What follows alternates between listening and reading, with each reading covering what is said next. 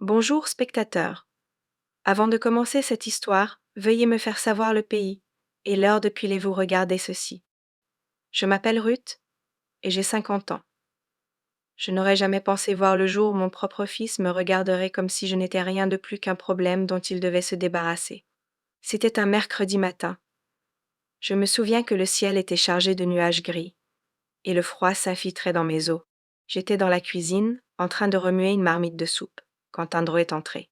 Ses épaules étaient tendues, et il y avait quelque chose dans ses yeux que je n'arrivais pas à identifier. Je ne savais pas alors que ses prochains mots changeraient ma vie, pour toujours. Maman, dit-il doucement. Mais il n'y avait aucune chaleur dans sa voix. Nous devons parler. Je me suis tournée vers lui, essuyant mes mains sur mon tablier. Qu'y a-t-il, Andrew? Il évitait mon regard. Il fixait simplement le sol, la mâchoire serrée. Je ne peux plus continuer comme ça.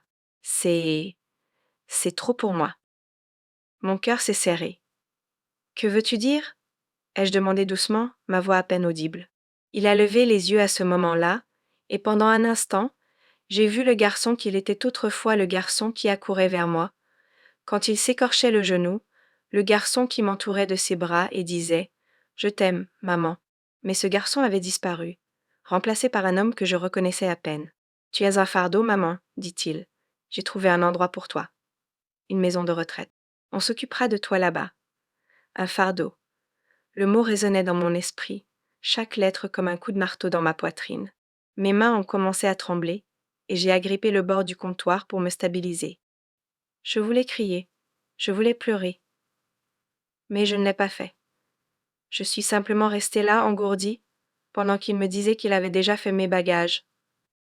J'ai pensé aux années que j'avais passées à l'élever, les nuits où je veillais quand il avait de la fièvre, les moments où je me privais pour qu'il ait suffisamment.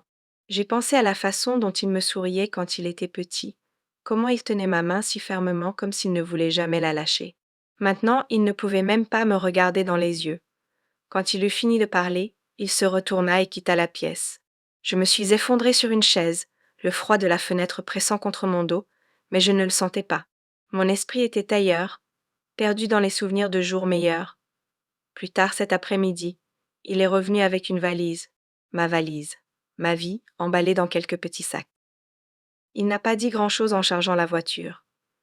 Je me suis assise sur le siège passager, regardant par la fenêtre tandis que la maison que j'appelais mon foyer disparaissait derrière moi. Nous n'avons pas parlé sur le chemin de la maison de retraite. Le silence était si épais que j'avais l'impression de ne pas pouvoir respirer. Je voulais lui demander pourquoi. Pourquoi me voyait-il comme un fardeau? Mais les mots ne venaient pas. Ils étaient coincés dans ma gorge, bloqués derrière la douleur. La maison de retraite était un bâtiment gris terne avec de la peinture qui s'écaillait et une enseigne qui disait Centre de soins Maple Grove. Cela ressemblait plus à une prison qu'à un lieu de soins. Mon cœur s'est encore plus serré. Andrew a garé la voiture et s'est tourné vers moi. C'est pour le mieux, maman, dit-il, sa voix douce mais ferme. Ils prendront bien soin de toi ici. Je n'ai pas répondu. Je ne pouvais pas. Mes mains tremblaient si fort que je devais les tenir sur mes genoux pour le cacher. Il m'a accompagnée à l'intérieur et a parlé à la femme à la réception. Elle m'a souri, mais son sourire n'atteignait pas ses yeux. Elle a pris ma valise et m'a conduite le long d'un couloir long et étroit. Les murs étaient peints d'un vert maladif, et l'odeur d'eau de javel me brûlait le nez. Quand nous sommes arrivés à ma chambre, Andrew a posé ma valise et m'a regardée. « Je viendrai te rendre visite, » dit-il, mais même lui ne semblait pas y croire. J'ai hoché la tête, me mordant la lèvre pour ne pas pleurer. Il m'a embrassée sur le front, mais c'était rapide et froid. Puis il s'est retourné et est parti. Je l'ai regardé s'éloigner, chaque pas résonnant dans le couloir comme le battement d'un tambour funèbre. Quand la porte s'est refermée derrière lui, je me suis assise au bord du lit, fixant les murs vides. La pièce était petite et sentait les vieux livres et l'air stagnant. Il y avait une fenêtre, mais elle était trop haute pour voir à l'extérieur. J'avais l'impression d'être enterrée vivante. Je suis restée assise là pendant des heures, mon esprit un mélange de souvenirs et de douleurs. J'ai pensé à la petite fille que j'étais autrefois, courant à travers les champs avec des fleurs dans les cheveux. J'ai pensé à la jeune mère que je suis devenue, tenant mon petit garçon près de moi et jurant que je le protégerais toujours. Et j'ai pensé à la femme que j'étais maintenant, seule dans une pièce qui n'était pas la mienne, parce que la personne que j'aimais le plus avait décidé que j'étais trop difficile à gérer.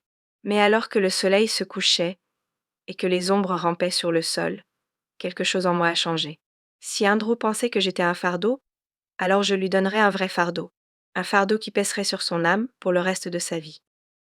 Je ne le laisserai pas m'oublier, je ne laisserai pas oublier ce qu'il avait fait. Et ainsi, alors que la nuit tombait et que le froid s'infiltrait, j'ai commencé à planifier. Je m'assurais que le fardeau qu'il m'avait imposé deviendrait le sien, et il apprendrait ce que cela signifiait de porter un poids qui ne s'allégeait jamais. La première nuit dans la maison de retraite fut la nuit la plus longue de ma vie. J'étais allongée sur le lit étroit, fixant les fissures du plafond. Le silence était épais, brisé seulement par le son lointain de pas et le gémissement occasionnel du chagrin de quelqu'un d'autre. Le sommeil ne venait pas. Mon esprit était une mer agitée, les souvenirs se heurtant les uns aux autres. Je pouvais presque entendre la voix de mon fils résonner dans ma tête. Tu es un fardeau, maman. J'ai fermé les yeux et laissé couler les larmes. Je ne me suis pas donné la peine de les essuyer. Elles ont trempé l'oreiller, une protestation silencieuse contre la vie que je n'avais jamais demandée. Mais dans l'obscurité silencieuse, quelque chose en moi s'est durci. Il en viendrait à regretter cela. Le lendemain matin, une infirmière a frappé à ma porte. C'était une femme gentille nommée Marie. Son sourire était doux, mais ses yeux semblaient fatigués. Bonjour, Ruth, dit-elle doucement. C'est l'heure du petit déjeuner. J'ai forcé un sourire et hoché la tête, bien que mon estomac se sentait serré et vide. Elle m'a aidé à m'habiller et m'a accompagnée dans le couloir jusqu'à la salle à manger. L'endroit sentait le café éventé et le désinfectant.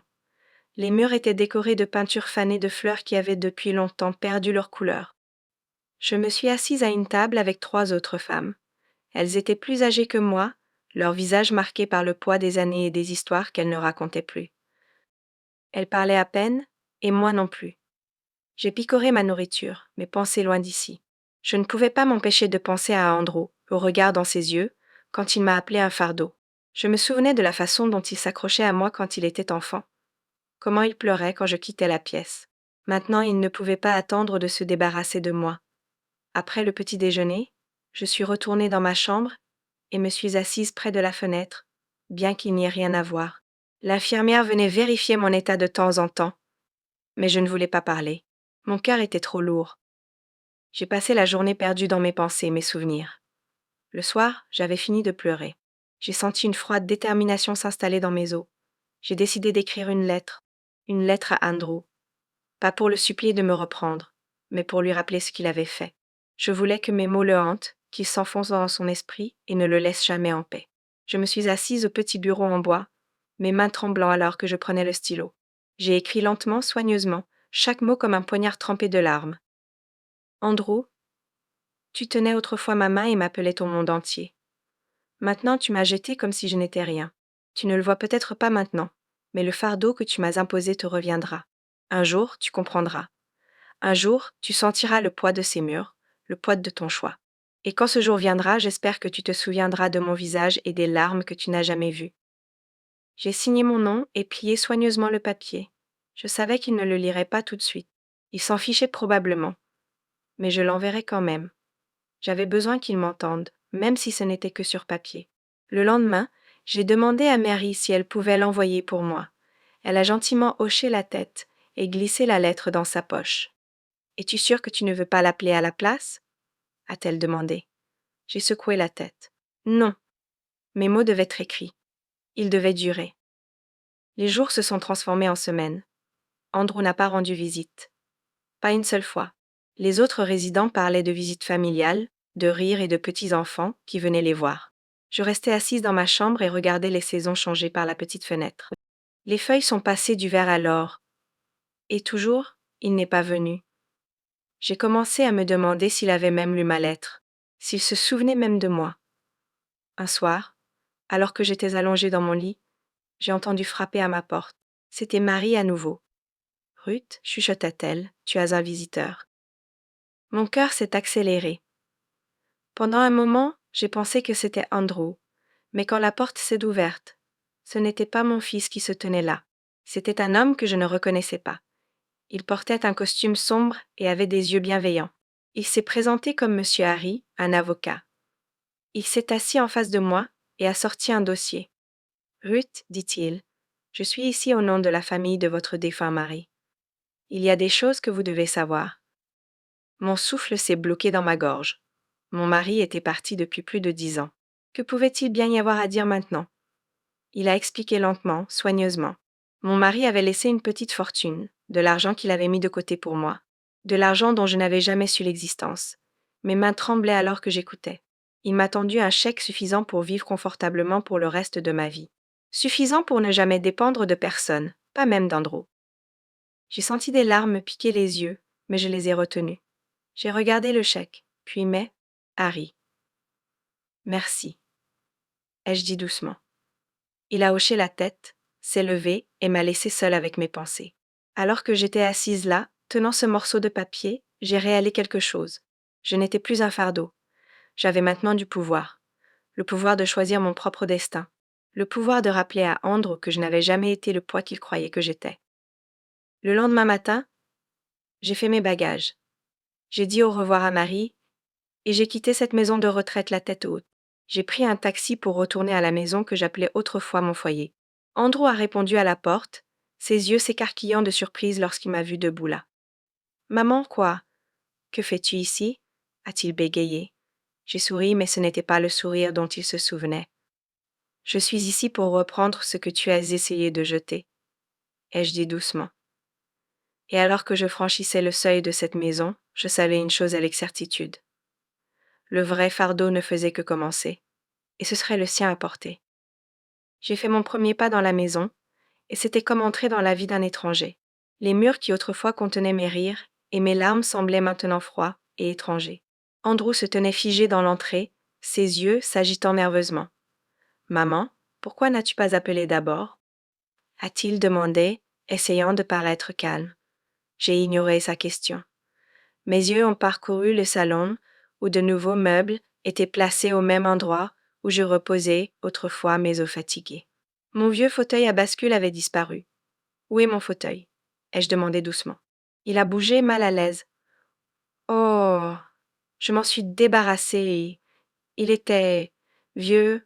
J'ai ressenti une douleur aiguë dans ma poitrine, mais je l'ai ravalé. Je vois, ai-je dit, ma voix ferme bien que mon cœur tremblait. J'ai fait un autre pas en avant, laissant le poids du silence s'installer entre nous. Tu prévois de rester? A demandé Andrew, sa voix trahissant la peur qu'il essayait de cacher. Je n'ai pas répondu. J'ai marché devant lui, mais pas résonnant dans le couloir. Je pouvais sentir le parfum d'une femme qui flottait dans l'air. Je me suis arrêtée et me suis tournée pour lui faire face. Tu as quelqu'un qui vit ici avec toi? Il s'est éclairci la gorge et a détourné le regard. Oui. Elle s'appelle Clara. Nous sommes ensemble depuis un moment. Clara, une autre étrangère dans la maison que j'avais construite. J'ai lentement hoché la tête. Je vois. Il m'a regardé, ses yeux suppliants. Maman, je suis désolée. Je pensais que c'était mieux pour toi à la maison de retraite. Tu étais toujours fatiguée, toujours triste. J'ai laissé échapper un petit rire amer. Fatiguée, triste. C'est ce que tu as vu. Ou était-ce simplement plus facile de prétendre que je n'avais pas d'importance? Il a tressailli à mes paroles. Je suis entrée dans la cuisine, les souvenirs tourbillonnant autour de moi comme une tempête. Je pouvais presque entendre le rire de mon mari, sentir la chaleur des dîners du dimanche, sentir le pain frais que je cuisais autrefois. Mais maintenant, mon cœur s'est serré dans ma poitrine, mais j'ai forcé mes larmes à rester. Je vais rester, ai-je dit calmement. Sa bouche s'est ouverte. Maman, tu ne peux pas simplement. Je peux, ai-je coupé.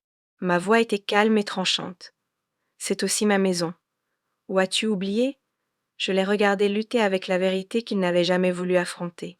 Les jours qui ont suivi ont été une étrange danse.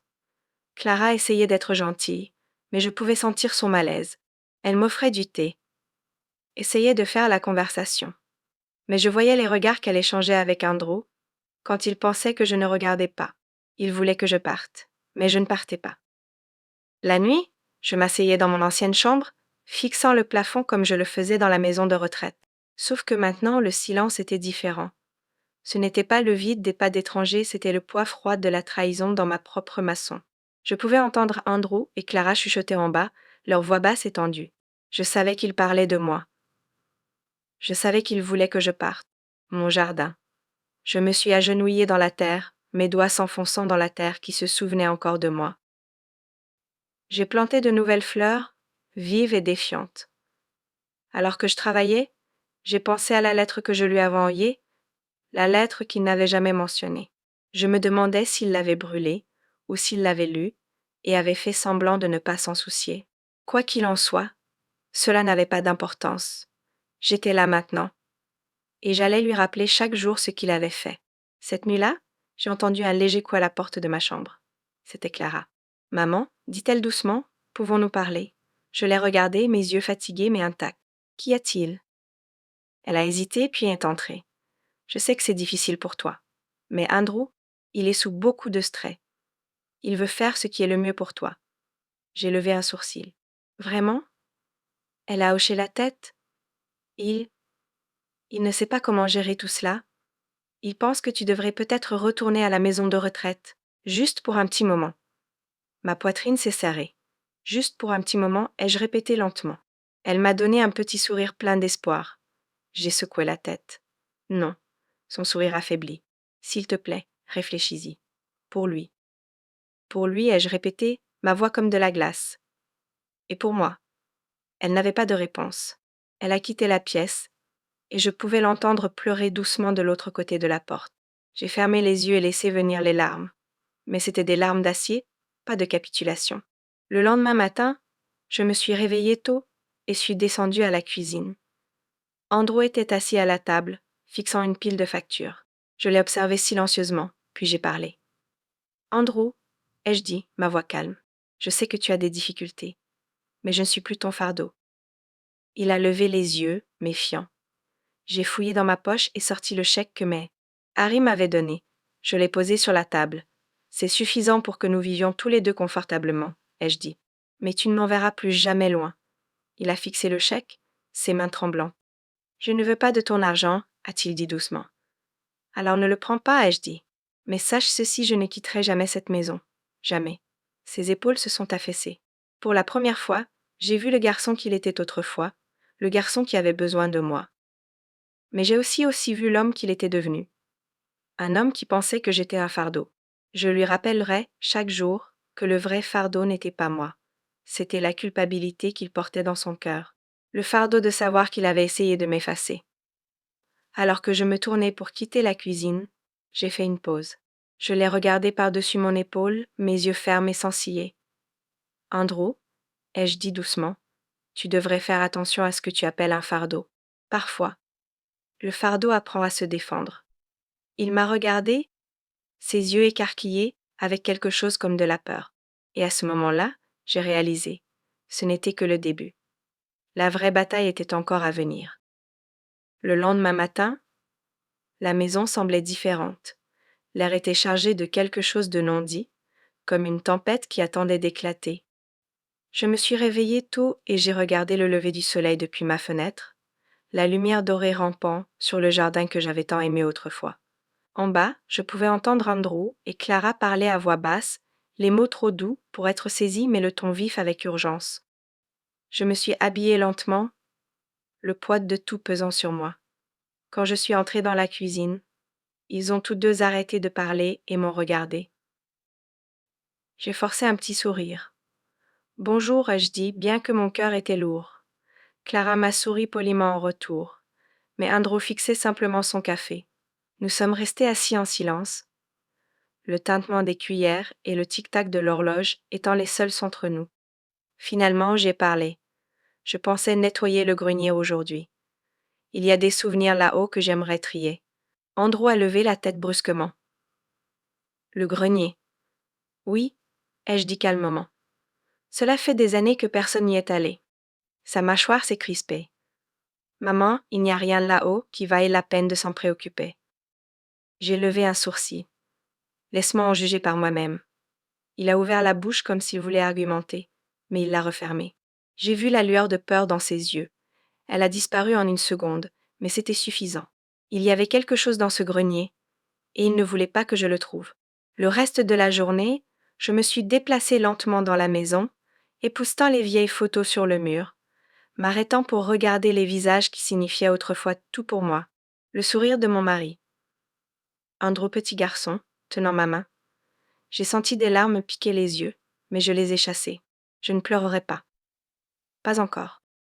Quand le soleil de l'après-midi était chaud sur le plancher, j'ai grimpé les escaliers étroits jusqu'au grenier. La porte a grincé lorsque je l'ai poussée, l'odeur du vieux bois et des choses oubliées m'enveloppant comme un linceul. Je suis entrée et j'ai laissé mes yeux s'adapter à la faible lumière. Il y avait des boîtes empilées haut, couvertes de poussière. Mon vieux coffre était assis dans le coin, celui que je n'avais pas ouvert depuis le jour où mon mari est mort. Je me suis agenouillée et j'ai ouvert le coffre, mes doigts tremblants. À l'intérieur se trouvaient des lettres, jaunies par l'âge. L'écriture de mon mari, si familière et chaleureuse, me fixait. Ma très chère Margaret, si tu lis ceci, cela signifie que je suis partie. Mais sache que je t'ai aimé plus que tout. J'ai pressé la lettre contre mon cœur, la douleur de son absence plus vive que jamais. Mais j'ai aussi reçu autre chose, une étincelle de détermination. Je n'avais pas fini. J'ai fouillé dans les boîtes, trouvant de vieux jouets, des vêtements de bébé, des souvenirs oubliés. Et puis, dans une boîte que je ne reconnaissais pas, j'ai trouvé quelque chose qui n'appartenait pas. Des piles de factures, des dettes impayées, et tout au fond, j'ai lu les mots lentement, mon cœur tonnant dans ma poitrine. À Monsieur Andrew Thompson, nous regrettons de vous informer que les frais de soins de votre mère sont en retard. Si le paiement n'est pas reçu dans les 30 jours, nous n'aurons d'autre choix que de mettre fin à son arrangement de soins. Je me suis effondrée sur le sol, mes jambes tremblantes. Il ne m'avait pas envoyée au loin parce que j'étais un fardeau. Il m'avait envoyée au loin parce qu'il ne pouvait pas ou ne voulait pas payer pour moi. Des larmes brûlaient dans mes yeux. Tout ce temps, je pensais que j'étais le poids qu'il ne pouvait pas porter. Mais c'était de l'argent. Juste de l'argent. J'ai entendu des pas derrière moi. Je me suis retournée pour voir Andrew debout dans l'embrasure de la porte, son visage pâle. « Maman, dit-il, sa voix tremblante, tu n'étais pas censée trouver ça. » J'ai levé la lettre, ma main ferme. « Depuis combien de temps me mens-tu, Andrew ?» Il a dégluti difficilement. Je pensais que c'était mieux. Je pensais que tu serais mieux là-bas. Tu pensais, ai-je répété, ma voix comme une lame. Ou tu espérais que je ne reviendrais pas pour découvrir la vérité. Il a fait un pas en avant, ses yeux suppliants. Maman, s'il te plaît. Tu ne comprends pas. Non, ai-je dit doucement. Je comprends parfaitement. Les mots l'ont transpercé, et je l'ai vu tressaillir. Je me suis levée lentement, mes genoux faisant mal mais ma résolution forte. Je ne serai plus envoyée au loin, ai-je dit. C'est ma maison, et tu ne m'en effaceras pas. Il m'a regardé, son visage un masque de culpabilité et de peur. Maman, qu'est-ce que tu vas faire? J'ai pris une profonde respiration, mes yeux fixés sur les siens. Je vais te rappeler chaque jour ce que tu as essayé d'enterrer, ai-je dit doucement. Et quand le jour viendra où tu ne pourras plus vivre avec la honte, ce sera ton fardeau à porter. Il a ouvert la bouche pour parler, mais aucun mot n'est sorti. Je me suis retournée et j'ai marché devant lui, le poids du passé et la promesse du futur pesant lourdement sur mes épaules. Cette nuit-là, j'étais allongée dans mon lit, fixant le plafond. J'ai pensé au grenier, au secret que j'avais découvert. Et j'ai pensé à la lettre dans le coffre de mon mari, celle qui parlait d'amour, de mémoire et de foyer. Je savais ce que je devais faire. Le lendemain matin, je me suis réveillée tôt et j'ai écrit ma propre lettre. À celui qui trouvera ceci. Je m'appelle Margaret Thompson. J'ai 50 ans. Mon fils m'a envoyée au loin parce qu'il pensait que j'étais un fardeau. Mais je ne suis pas un fardeau. Je suis une mère, une épouse, une femme qui a vécu, aimé, perdu. Et je ne serai pas oubliée. J'ai placé la lettre dans le coffre, à côté de celle de mon mari. J'ai fermé le couvercle et l'ai bien verrouillé. Puis, je me suis levée et j'ai regardé par la fenêtre le jardin que j'avais planté, les fleurs se tenant brillantes et défiantes dans le soleil du matin. Je n'avais pas fini. Je ne le laisserai pas m'oublier. Et tant que je respirais dans cette maison, il saurait, je n'ai jamais été le fardeau. Le vrai fardeau était son propre cœur. Cette nuit-là, le sommeil ne venait pas. J'étais éveillée, mon esprit tourbillonnant avec tout ce que j'avais découvert, factures impayées, les dettes secrètes, les mots froids d'Andrew, la façon dont il avait regardé quand j'avais trouvé cette lettre. Était-ce juste de l'argent? Ou y avait-il quelque chose de plus profond, de plus sombre caché en dessous? Le lendemain matin, je bougeais avec un nouveau but. Je ne resterai plus silencieusement dans les ombres. J'avais besoin de réponses. J'ai trouvé Andrew dans le salon, faisant défiler son téléphone, son visage tendu par le stress. Andrew, ai-je dit, ma voix calme et ferme. Il a levé les yeux, surpris de me voir debout là si tôt. Que veux-tu maintenant, maman? Ses mots étaient tranchants, comme un couteau. Je veux comprendre, ai-je dit. Il a ricané à mais il n'y a rien à comprendre. Mais j'ai insisté. Parle-moi des dettes, des factures, de la lettre de la maison de retraite. Pourquoi m'as-tu caché tout cela? Le visage d'Andrew a tressailli, et pendant un moment, j'ai vu quelque chose que je n'attendais pas de la peur. Tu ne comprendrais pas, a-t-il dit rapidement. Je le veux, ai-je chuchoté. Il s'est levé brusquement et a commencé à faire les 100 pas dans la pièce. Finalement, il s'est arrêté et m'a regardé dans les yeux. Il y a quelque chose que tu n'as jamais su à propos de ton mari. Mon souffle s'est bloqué. Que veux-tu dire? La voix d'Andrew a baissé en un murmure. Il n'était pas l'homme que tu croyais. J'ai cligné des yeux, la confusion et la douleur se mélangeant en moi comme une tempête. De quoi parles-tu? Il a dégluti difficilement et s'est assis. Avant sa mort, il avait de sérieux problèmes. Dettes, jeux, il devait beaucoup à des gens dangereux. Les mots m'ont frappé comme une gifle. J'avais enterré ma douleur avec son sous-souvenir, mais c'était une blessure qui saignait fraîche et crue. Pourquoi ne me l'as-tu pas dit? Ai-je demandé, ma voix se brisant. J'essayais de te protéger, dit-il, mais tout nous a rattrapés. Les dettes, les menaces. Mon cœur battait fort. Alors c'est pour ça que les factures n'ont jamais été payées. Andrew a hoché la tête. J'ai essayé de régler ça, mais je ne pouvais pas. Et quand les choses sont devenues mauvaises, je ne savais pas quoi faire d'autre que de t'envoyer au loin. Des larmes ont coulé sur mes joues. Pas parce que j'étais en colère, mais parce que j'avais été si seule dans une tempête que je ne savais même pas qu'elle faisait rage autour de moi. J'ai essuyé mon visage et pris une profonde respiration. Cette maison, ces souvenirs, je ne pars pas. Andrew m'a regardé, les yeux écarquillés et chercheurs. J'ai froncé les sourcils. Que veux-tu dire? Il a hésité, puis a dit à voix basse, hier soir, quelqu'un est venu ici. Il nous observe toujours. Un frisson a parcouru ma colonne vertébrale. Qui? Andrew a secoué la tête. Je ne sais pas. Mais ils ont laissé un message. Il a sorti une note froissée de sa poche et me l'a tendue. Mes mains tremblaient en la dépliant. Écrits en lettres tremblantes étaient les mots. Si elle reste, personne n'est en sécurité. Mon cœur s'est arrêté. Ce n'était pas une menace ordinaire. C'était un avertissement. J'ai levé les yeux vers Andrew. Qui sont-ils? Il a dégluti difficilement et a détourné le regard.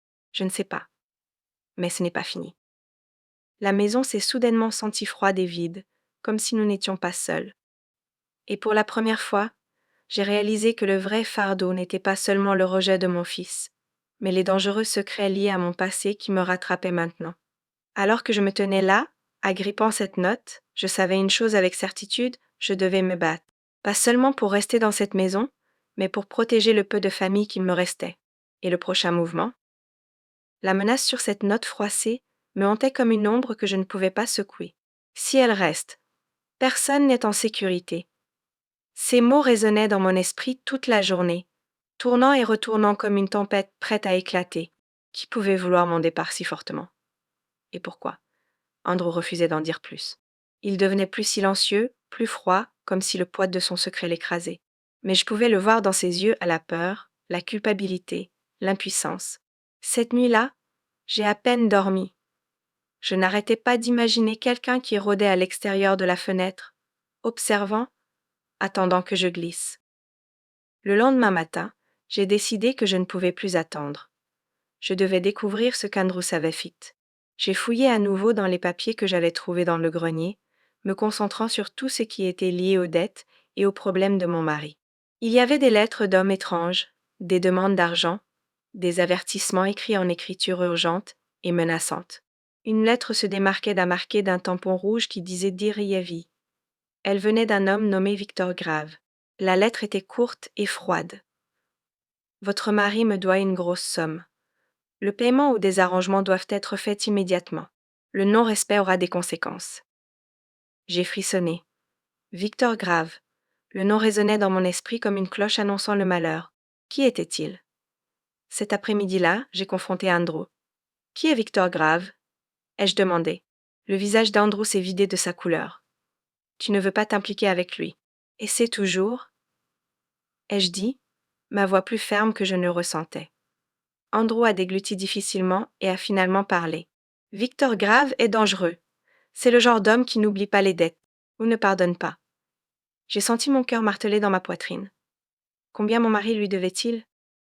Plus que je ne peux payer, a admis Andrew, sa voix à peine au-dessus d'un murmure.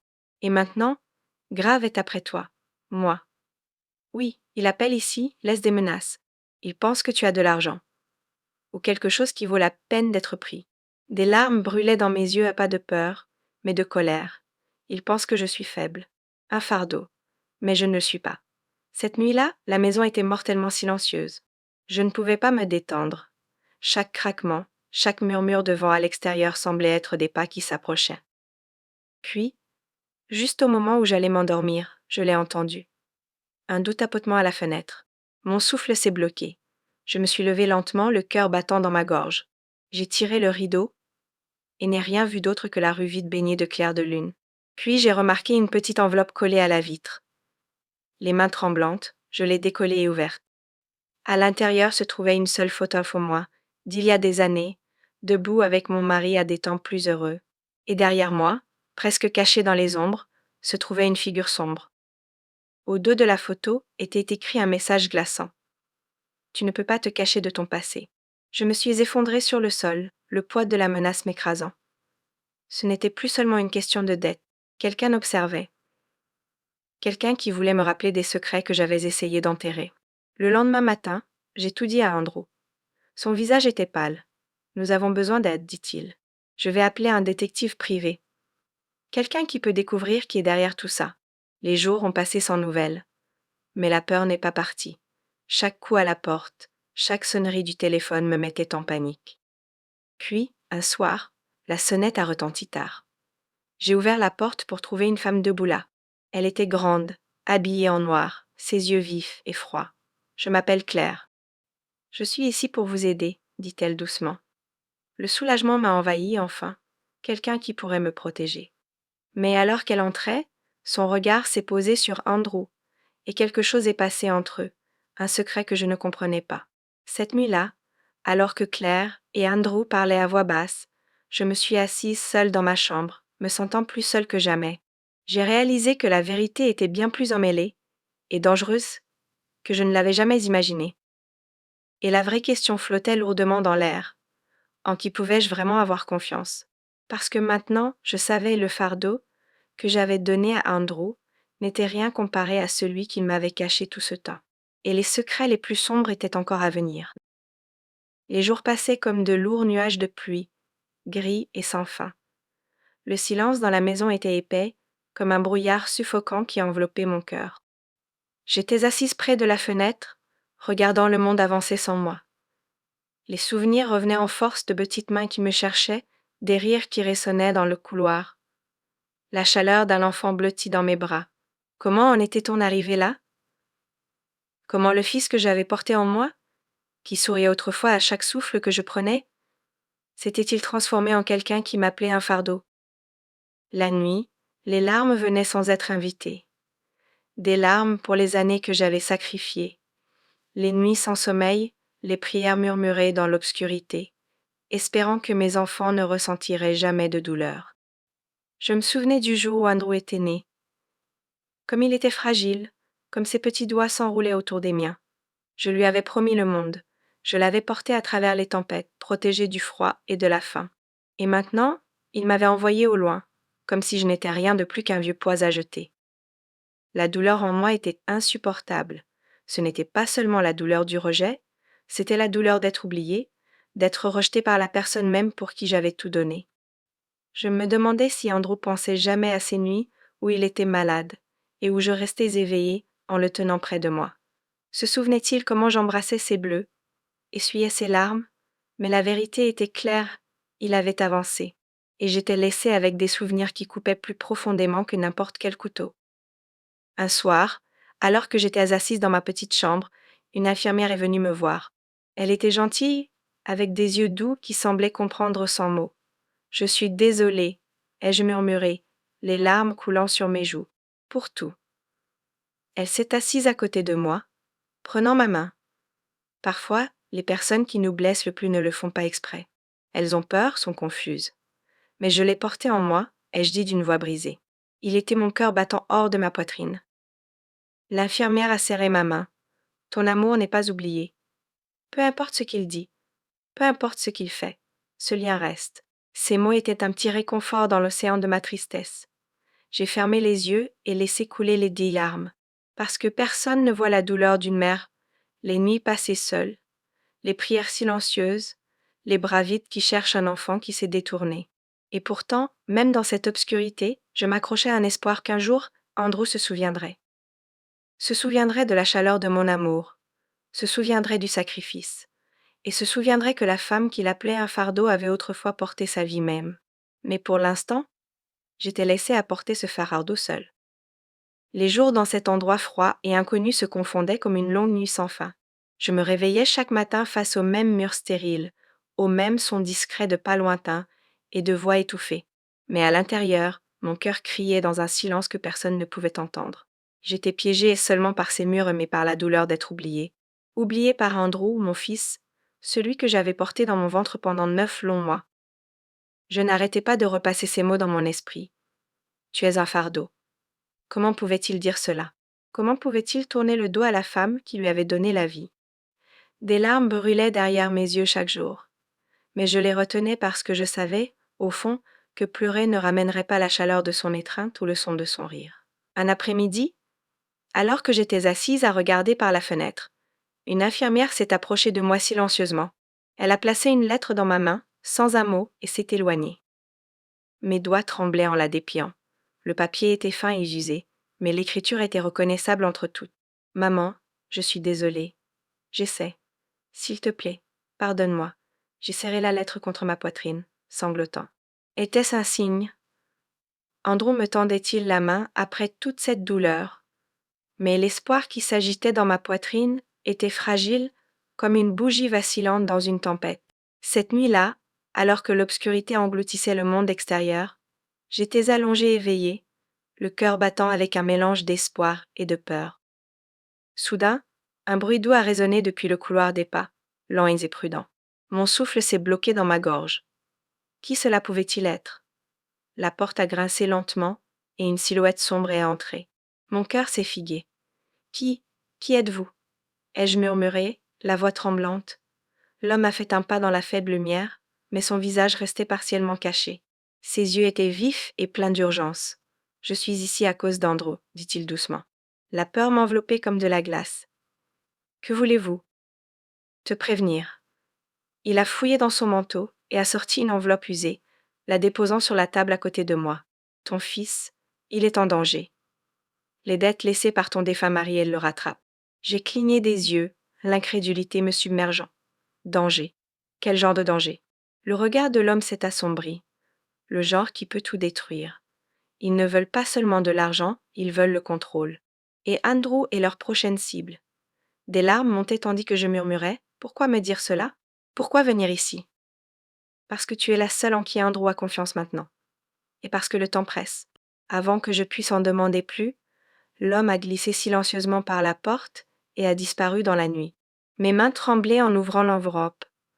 À l'intérieur se trouvait une photo d'Andrew, regardant par-dessus son épaule, les yeux écarquillés de peur, son visage pâle comme s'il avait vu la mort elle-même, et en dessous, une seule ligne écrite en encre noire tranchante. Ils sont plus proches que tu ne le penses. Je me suis effondrée au sol, ma respiration peu profonde. Le fardeau que je pensais porter seul était plus lourd que je ne l'avais jamais imaginé. Mon fils m'avait envoyé au loin, m'avait fait penser que j'étais un fardeau. Mais maintenant, c'était lui qui avait le plus besoin de moi. La maison qui semblait autrefois être une prison semblait maintenant être un champ de bataille. Et j'étais prise dans le feu croisé entre l'amour, le regret et un secret qui pourrait tout nous déchirer. Alors que j'étais assise là, les larmes coulant sur mon visage, je savais une chose avec certitude. Je devais me battre, pas seulement pour moi-même, mais pour Andrew, pour le fils que j'avais autrefois porté en moi, et qui portait maintenant un danger qui menaçait de l'engloutir tout entier. Parce que certains fardeaux sont trop lourds à porter seuls, et certaines batailles, nous ne pouvons pas nous permettre de les perdre. La photo, et l'avertissement pesait lourdement sur ma poitrine comme une pierre que je ne pouvais ni déplacer ni ignorer. Je gardais le visage effrayé d'Andrew dans mon esprit, me demandant quel genre d'ennemi avait pu le poursuivre de si près si dangereux. Les jours passaient, mais la peur ne s'estompait pas. Elle devenait plus vive, griffant mon cœur. Je savais que je ne pouvais plus rester silencieuse. Si Andrew était en difficulté, je devais le trouver. Mais comment? Je n'avais pas d'argent, pas de voiture, et aucune idée par où commencer. J'ai passé des nuits à éplucher la lettre, cherchant n'importe quel indice, n'importe quelle indication sur l'endroit où Andrew pourrait se cacher ou qui le poursuivait. Puis, une nuit, alors que la maison de retraite dormait, j'ai surpris une conversation entre deux membres du personnel. Tu n'es pas inquiet pour le fils? Chuchota l'un. Si, j'ai entendu dire qu'il doit de l'argent à des gens dangereux, des dealers de drogue ou quelque chose comme ça. Mon cœur s'est figué. Cela pouvait-il être vrai? Andrew, mon doux garçon, n'était-il pris dans quelque chose de plus sombre que je n'imaginais? Mais ensuite est venu le rebondissement, celui qui m'a brisé plus profondément que la dette et le danger. L'homme qui était venu me prévenir, il n'était pas celui qu'il prétendait être. Une infirmière l'avait reconnu. Elle a dit qu'il était déjà venu cherchant quelqu'un d'autre. Quelqu'un de dangereux. J'étais terrifiée. Avais-je invité un inconnu dans ma vie? Les pièces ne s'emboîtaient pas.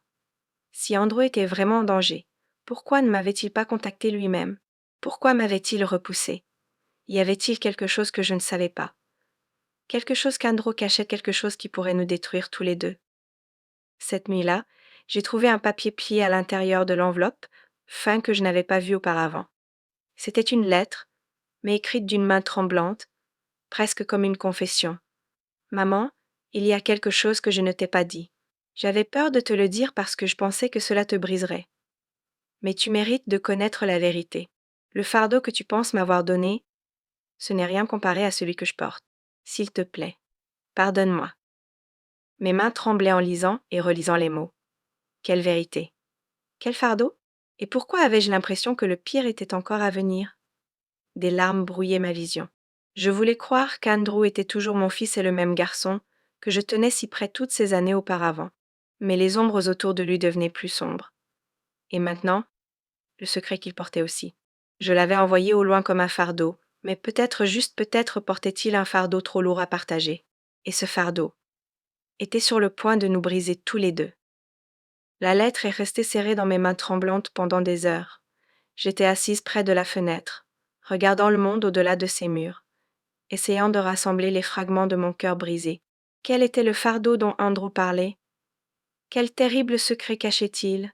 Je me sentais comme une mère perdue dans une tempête, désespérée de retrouver son chemin vers la maison, mais aveuglée par les vents déchaînés du silence et de la peur. Cette même nuit, je ne pouvais pas dormir. Les ombres semblaient chuchoter autour de moi, portant le poids des souvenirs que j'avais enterrés il y a longtemps chez les nuits sans sommeil, quand Andrew était bébé, les rires, les larmes, les rêves que j'avais pour lui. J'ai repensé au jour où Andrew m'a dit que j'étais un fardeau. Sa voix résonnait encore dans mes oreilles, froide et tranchante. C'était le jour où mon monde a commencé à s'écrouler.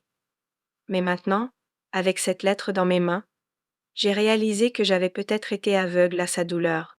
Peut-être portait-il quelque chose de beaucoup plus lourd que je ne l'avais jamais imaginé. Le lendemain matin, avec une détermination nouvelle, j'ai décidé que je devais le trouver. J'ai demandé doucement à l'infirmière si elle savait où Andrew pourrait être. Elle a hésité mais m'a finalement donné une adresse à un vieil appartement de l'autre côté de la ville. Je n'avais ni la force ni l'argent pour y aller moi-même, mais j'ai donné l'adresse à une gentille bénévole qui a promis de le trouver et de le ramener. Des jours ont passé sans nouvelles. Chaque moment s'étirait en une éternité. Puis, un soir, la bénévole est revenue avec un message. Ton fils, il n'est pas en sécurité. Il y a des gens qui l'observent. Il a peur. Il m'a demandé de te dire de faire attention. Mon cœur s'est enfoncé plus profondément que jamais. Cette nuit-là, alors que j'étais allongée dans mon lit, un bruit soudain m'a réveillée en sursaut. Des pas lourds et délibérés résonnaient à l'extérieur de ma porte. J'ai retenu mon souffle alors que la porte grinçait en s'ouvrant. À mon horreur, la silhouette obscure de l'autre fois s'est glissée à l'intérieur. « Je t'ai dit de faire attention » dit-il, voix basse et urgente. Je suis ici pour t'aider si tu veux aider Andrew. La peur et l'espoir se sont heurtés en moi. Était-il vraiment de notre côté? Dis-moi quoi faire, ai-je murmuré. Il s'est penché plus près, les yeux perçants. Il y a une vérité que tu ne connais pas, connais quelque chose à propos du passé d'Andre, de ta famille. Si tu veux le sauver, tu dois la découvrir. Mais sois prévenu, tout le monde ne veut pas que la vérité sorte. J'ai dégluti difficilement. Quelle vérité? Il a fouillé dans sa poche et en a sorti une petite photographie fanée. C'était une photo d'Andrew enfant, mais il y avait quelqu'un d'autre sur la photo, quelqu'un que je ne reconnaissais pas. Un homme aux yeux froids. L'homme sur cette photo est lié à tout. Trouve-le, et tu trouveras les réponses. Alors qu'il parlait, un frisson a parcouru ma colonne vertébrale. Le secret qui avait été caché pendant des années, le secret qui déchirait ma famille, était plus proche que je ne l'avais jamais imaginé. Et maintenant, il était sur le point d'exploser. Le poids de ses paroles m'écrasait comme une tempête. Un sacrifice que seule une mère pouvait faire. Mon esprit s'emballait, le cœur battant plus fort que jamais. Que voulait-il dire? Que pouvais-je possiblement donner qui sauverait Andrew? Alors que je me tenais là, figée, le vent froid murmurait à travers les fenêtres brisées, portant les fantômes de mon passé, des souvenirs que je croyais avoir enterrés pour toujours. J'ai pensé à Andrew, le garçon qui tenait autrefois ma main avec confiance et amour, maintenant un étranger se cachant dans les ombres. Avais-je vraiment été un fardeau pour lui? Les larmes brûlaient mes yeux, mais je me suis forcée à écouter. La voix de l'homme s'est adoucie, presque avec regret. Tu dois comprendre, ce n'est pas seulement à propos de ton fils. Il s'agit des choix faits il y a longtemps, des dettes dues et du prix que ta famille doit payer. J'ai dégluti difficilement, la peur se tordant dans ma poitrine comme un couteau. Quel prix? Ai-je demandé, ma voix à peine un murmure. Il a fait un pas en arrière, croisant les bras. Parfois, le passé refuse de rester enterré. Et quand il se lève, il exige un prix qui ébranle le cœur même de ton âme. Soudain, un bruit derrière moi m'a fait sursauter. Une ombre bougeait dans l'embroi de la porte, quelqu'un qui observait. Avant que je puisse réagir, l'expression de l'homme a changé, ses yeux ont brillé d'avertissement. Nous n'avons pas beaucoup de temps. Je me suis retournée, le cœur battant, mais l'ombre s'est évanouie aussi vite qu'elle était venue. J'ai réalisé alors ce secret, cette malédiction c'était plus grand que simplement Andrew et moi. Il y avait d'autres personnes qui observaient, qui attendaient. Et quel que soit le choix que je ferais ensuite, changerais tout, briserais ou sauverais ma famille pour toujours. La nuit nous a engloutis alors que je m'éloignais, serrant la photo et la lourde vérité dans mes mains. Je ne savais pas encore ce que signifiait le sacrifice. Mais je savais une chose, l'amour me forcerait à y faire face. Parce que parfois, les batailles les plus difficiles ne sont pas menées contre des ennemis extérieurs, mais ceux que nous portons à l'intérieur de nos cœurs. Les jours qui ont suivi cette nuit ont été les plus difficiles que j'ai jamais vécus. Chaque moment était rempli d'un lourd silence et de pensées douloureuses. J'étais assise seule dans ma petite chambre, la photo de l'homme aux yeux froids posée sur la table à côté de moi. Ces mots résonnaient sans fin dans mon esprit. Un sacrifice que seule une mère peut faire. Que signifiait cela? Que pouvais-je possiblement faire pour sauver mon fils? J'ai fermé les yeux et me suis souvenu de chaque moment avec Andrew, les nuits où je le tenais près de moi, apaisant ses pleurs. La première fois qu'il m'a souri. La façon dont il m'appelait maman. Comment aurais-je pu être un fardeau pour lui? Des larmes coulaient sur mes joues, amères et sans fin.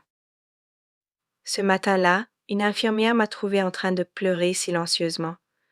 Elle s'est assise à côté de moi et m'a doucement demandé: y a-t-il quelque chose que je puisse faire? J'ai secoué la tête, avalant la boule dans ma gorge. Mais à l'intérieur, je savais ce que je devais faire. Je devais affronter Andrew, un peu importe la douleur, peu importe le silence. Le lendemain, j'ai appelé la bénévole à nouveau.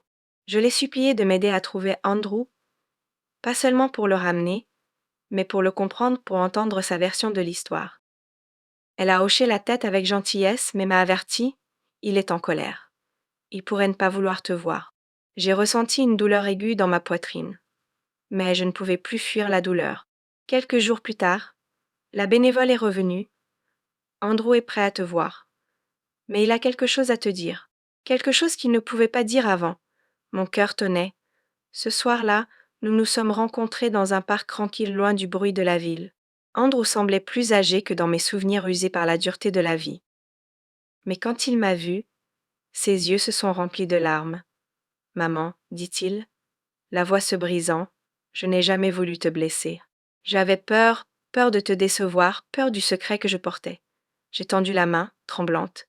Quel secret, Andrew? S'il te plaît, dis-moi. Il a pris une profonde respiration et a commencé. La dette dont l'homme a parlé, c'est vrai. Papa a eu des problèmes il y a des années, et j'essaie de les régler depuis. J'ai menti pour te protéger, pour te garder à l'abri de l'obscurité dans laquelle j'étais pris. Mes larmes coulaient librement maintenant malheur, soulagement et amour tous mélangés ensemble. J'ai eu tort de t'envoyer au loin, a-t-il murmuré. Tu n'as jamais été un fardeau. Tu m'as porté quand j'étais impuissant. Et maintenant? Je l'ai serré fermement, mon cœur se brisant et guérissant en même temps. Mais alors que nous nous étreignions, un bruit soudain a brisé le moment entre un cri aigu et froid venant des ombres. Andrew, nous sommes retournés pour voir l'homme aux yeux froids, avançant avec un sourire sinistre. Le passé de cette famille n'est pas terminé. La peur nous a saisis tous les deux. La bataille pour notre avenir ne faisait que commencer. Et cette fois, le sacrifice serait plus que de simples mots. L'ombre de l'homme s'étirait longuement dans la lumière déclinante, ses yeux froids fixés sur Andrew et moi. Mon cœur battait comme un tambour dans ma poitrine. Pourquoi es-tu ici? Ai-je exigé, ma voix tremblante mais féroce. Il a souri un sourire qui n'atteignait pas ses yeux. Parce que les dettes doivent être payées, peu importe combien vous essayez de vous cacher. Andrew a fait un pas en avant, mâchoire serrée, prêt à me protéger. Mais l'homme a levé une main, l'arrêtant. Il y a quelque chose que tu ne sais pas, quelque chose que ta mère t'a caché. J'ai regardé fixement, confuse et blessée. Que veux-tu dire? Il m'a regardé directement maintenant. Ton sacrifice, le fardeau que tu portes, ce n'est pas ce que tu penses. Un frisson froid a parcouru ma colonne vertébrale. Explique. Il a sorti une lettre pliée de son manteau et l'a tendue à Andrew. Andrew l'a ouverte lentement. Alors qu'il lisait, son visage a changé choc, incrédulité, colère. Il m'a regardé, les yeux flamboyants. Maman, cette lettre, mon souffle s'est bloqué. Que dit-elle? La voix d'Andrew tremblait en parlant. Il a écrit que la dette n'était pas seulement la sienne, c'est quelque chose que tu as accepté, bien avant ma naissance. Mon esprit tournait, mon cœur se brisant à nouveau. Je ne savais pas. L'homme a ri sombrement. Exactement. C'est toi qui as scellé l'accord. Le sacrifice n'est pas seulement pour Andrew, c'est pour toi aussi. Des larmes brouillaient ma vision. Que veux-tu de nous? La rédemption. Sa voix est descendue en un murmure. Mais elle a un prix. Soudain, un bruit derrière nous, une voiture qui fonçait vers le parc. Les yeux de l'homme se sont écarquillés de peur. Ils arrivent. Ton temps pour choisir s'épuise. Avant que je puisse en demander plus, il a disparu dans les ombres. Andrew a saisi ma main, les yeux effarés. Nous devons courir. Maintenant? Alors que nous fuyions, mon cœur criait tel était le vrai sacrifice. Et l'amour pourrait-il être assez fort pour affronter les secrets les plus sombres du passé? Nous avons couru à travers les rues sombres, mon cœur battant comme le tonnerre. La prise d'Andrew sur ma main était ferme, mais je pouvais sentir le tremblement, la peur qui le traversait, tout comme moi. Qui nous poursuivait? Quelle vérité était enfouie si profondément qu'elle pourrait tout détruire? Nous nous sommes cachés dans un vieux bâtiment abandonné, le souffle haletant, essayant de reprendre des forces. Maman? A murmuré Andrew, la voix tremblante. Et si ce sacrifice? Des larmes coulaient sur mon visage. Je ne sais pas, Andrew, mais je sais une chose, quoi qu'il arrive, je ne cesserai jamais de t'aimer. Soudain, mon téléphone a vibré. Un message. D'un numéro inconnu. Retrouve-moi là où tout a commencé. Minuit. Seul. Ou perle pour toujours. J'ai fixé l'écran figé. Là où tout a commencé. L'hôpital même où Andrew est né. J'ai regardé Andrew, ses yeux écarquillés de peur et d'espoir. Nous devons y aller, ai-je dit, la voix ferme malgré la tempête intérieure.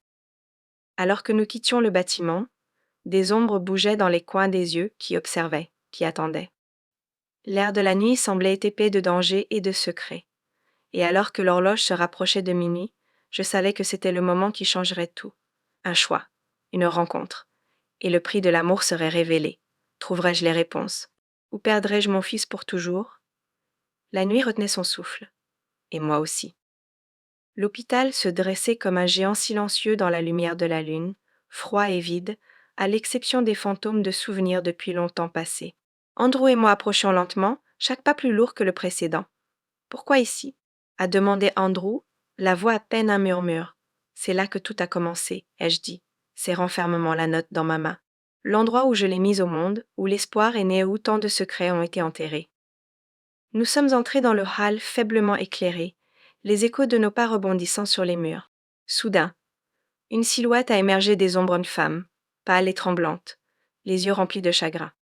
Maman, Andrew, a-t-elle dit doucement. J'ai regardé fixement, le cœur battant. Qui êtes-vous? Elle a fait un pas plus près, la voix se brisant. Je suis celle que ton fils était censé sauver. Les yeux d'Andrew se sont écarquillés de choc. Que voulez-vous dire? La femme a révélé un papier plié, une vieille lettre tachée de larmes. C'est la vérité que ta mère a cachée, le secret qui a déchiré ta famille. Mes mains tremblaient en prenant la lettre. La femme a continué, la voix tremblante. La dette de ton fils n'était pas seulement celle de son père. C'était aussi la tienne. Et maintenant il est temps de payer. Avant que je puisse en demander plus, l'alarme de l'hôpital a retenti israillamment, un son inattendu qui a brisé le silence et nous a tout plongés dans la panique. La femme m'a regardé, les yeux féroces malgré la peur. Choisis sagement ou perds tout. Alors que les pas de sécurité se rapprochaient, j'ai réalisé cette nuit n'était que le début. Le vrai fardeau n'était pas seulement un secret ou une dette, c'était le choix entre le sacrifice et la survie. Et je n'avais aucune idée de la direction que prendrait mon cœur. Les couloirs de l'hôpital résonnaient du son distant des pas, des voix pressées et des lumières rouges clignotantes d'urgence. Mais à l'intérieur de ce bâtiment froid, dans cette pièce silencieuse où Andrew, la mystérieuse femme et moi nous tenions, le temps ralentissait jusqu'à un arrêt douloureux. Je tenais la fragile lettre tachée de larmes dans mes mains, tremblante la lettre qui contenait le secret qui avait ombragé notre famille pendant des années. J'ai regardé Andrew, et dans ses yeux, je vis le garçon que j'avais porté en moi pendant 9 mois, le garçon qui m'avait autrefois appelé maman, avec tant d'amour. Mais maintenant, ses yeux contenaient de la douleur, de la confusion, et un désir désespéré de réponse. La femme, sa voix douce mais ferme, a parlé à nouveau. Cette vérité est lourde, mais il est temps de l'affronter. Le passé ne peut pas être effacé, mais il peut être guéri. Andrew a dégluti difficilement, retenant ses larmes. Maman, je ne savais pas. Je pensais que tu m'avais abandonnée parce que tu ne voulais pas de moi. Je pensais que tu me voyais comme un fardeau.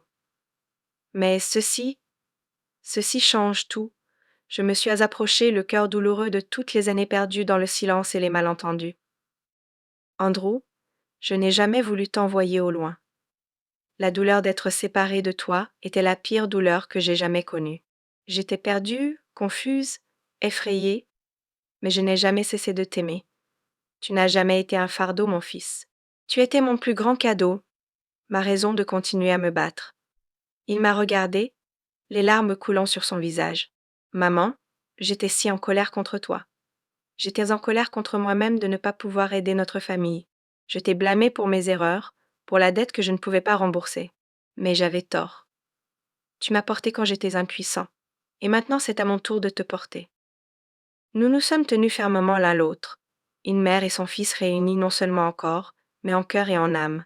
La femme a reculé dans les ombres, sa voix comme un murmure. La douleur de votre famille est profonde, mais le chemin vers la guérison commence par le pardon. Laissez le passé être une leçon, pas une prison. J'ai essuyé mes larmes, ressentant un calme que je n'avais pas ressenti depuis des années. Les sacrifices, les secrets, la douleur d'où nous a menés ici, à ce moment de vérité et d'amour. Andrew a pris mes mains dans les siennes, la voix ferme avec une force nouvellement trouvée. Maman, la vie n'est jamais facile. Parfois, ceux que nous aimons nous blessent sans le vouloir. Mais l'amour est patient. L'amour pardonne. Et l'amour n'abandonne jamais. J'ai hoché la tête, souriant à travers mes larmes. Exactement, mon fils. Être une mère signifie porter des fardeaux que tu n'as jamais imaginés. Cela signifie tout donner, même quand le monde te tourne le dos. Mais surtout, cela signifie ne jamais lâcher prise, peu importe la force de la tempête. Alors que la première lumière de l'aube perçait par la fenêtre, remplissant la pièce d'une douce chaleur, j'ai senti un poids se lever de mon cœur. Le plus grand fardeau que nous portons jamais est la douleur de la solitude et du rejet. Mais quand l'amour est là, le vrai amour entre une mère et son enfant, même les fardeaux les plus lourds deviennent supportables. Et à ce moment-là, j'ai compris quelque chose de profond. Je n'ai jamais été un fardeau. J'étais une mère. Et cela seul suffisait à guérir les blessures les plus profondes. Peu importe les défis qui nous attendent, nous les affronterons ensemble plus forts, unis et remplis d'espoir. Parce que parfois, les batailles les plus difficiles nous enseignent les leçons les plus précieuses. Que le pardon peut reconstruire ce qui était brisé, que l'amour peut réparer ce qui était déchiré, et que la famille est le plus grand trésor que nous aurons jamais. Alors que je regardais Andrew dans les yeux une dernière fois, j'ai murmuré « Merci d'être venu vers moi ». Et il a souri, un sourire qui promettait un nouveau départ rempli d'amour, de guérison et de la promesse de demain. Fin. N'oubliez pas de vous abonner et de cliquer sur la cloche de notification.